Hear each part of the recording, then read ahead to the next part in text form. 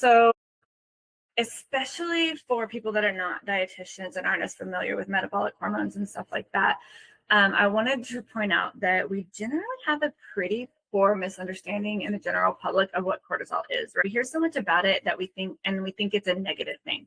So cortisol is essentially, it's a glucocorticoid, and like any other glucocorticoid, it is meant to reduce inflammation. So you get stressed, you get some inflammation going, cortisol pops up, it reduces that inflammation, and then we go back to normal. That's what's supposed to happen.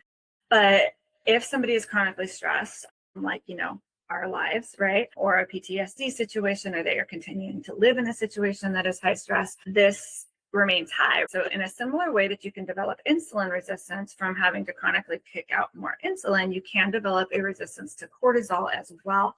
And that's when some of these things start getting problematic, so to speak, right? So as this resistance or lack of response, however you want to think of that, continues to happen, we see increasing systemic inflammation, and then the body is failing to respond. So it's like this cycle that keeps going and going. It gets worse, but then it can't cool, and then it gets worse, and then, like everything, all these distress signals lead to more distress signals when that kind of calming factor doesn't get put back in there. So HPA acts as activation. What is supposed to happen is you get these inflammatory cytokines, and the body detects those. So we have these cytokines that are cytokines are messengers, right? Some are inflammatory, some of them are anti-inflammatory, right? So the ones that we don't like, quote unquote, they have their purpose. So I don't like to say we don't like them, but the ones that are kicking all of these activations off is inflammatory cytokines. So those are going to be, you'll see them listed lower if you get curious later, but the interleukin 6, 1 beta, TNF alpha, tumor necrosis factor alpha, so a lot of different ones around there. They signal inflammation, which causes this cortisol to be released by the adrenal glands. And then once that cortisol is detected without that inflammation, then the cortisol gets suppressed as well.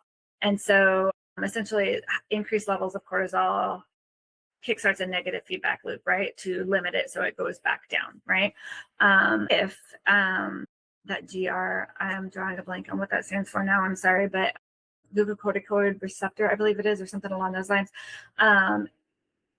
If that signaling in that receptor is impaired, then that cortisol is not doing its job. Essentially, it's kind of where we're going through, right? So there's all kinds of pieces that go into place with this.